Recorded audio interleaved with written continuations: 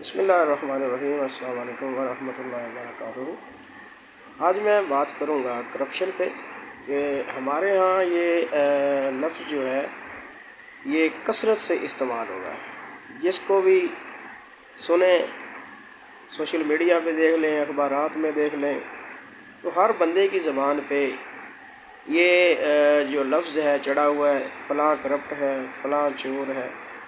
تو آخر یہ کرپشن کس بلا کا نام ہے؟ اس کی حدود کیا ہے؟ اس کی اقسام کیا ہے؟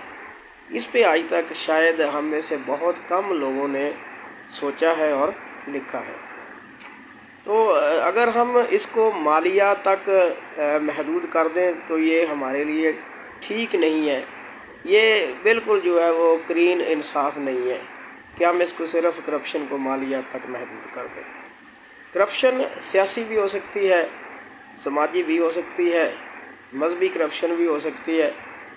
تو اگر ہم کرپشن کو پھیلائیں، اس کی حدود کو دیکھیں، تو مجموعی طور پہ اگر اس کی ہم ایک تعریف بھی بنائیں تو ہر وہ کام جس میں آپ کمی کرتے ہیں، یعنی زیادتی کرتے ہیں، ناانصافی کرتے ہیں، وہ کرپشن ہے۔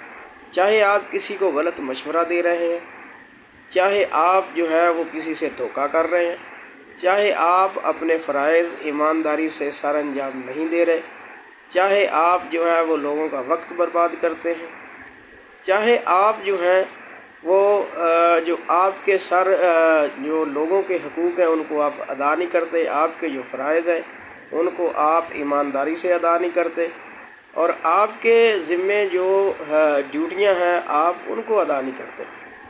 تو یہ ساری چیزیں جو ہیں یہ کرپشن کے دائرہ میں آتی ہیں۔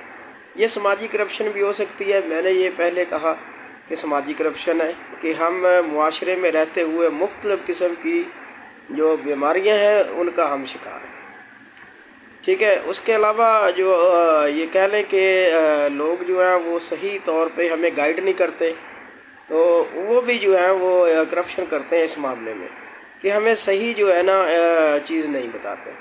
پھر اس کے بعد اگر ہم دیکھیں تو ہمیں جو ہے نا وہ یہ صحیح طور پہ گائیڈ نہیں کیا جاتا کہ اس کی حدود کیا ہے۔ ہم نے صرف اس کو مالیہ تک محدود کر دیا ہے، جو کہ بالکل کلین قیاس یا کلین انصاف نہیں ہے۔ Thank you sir.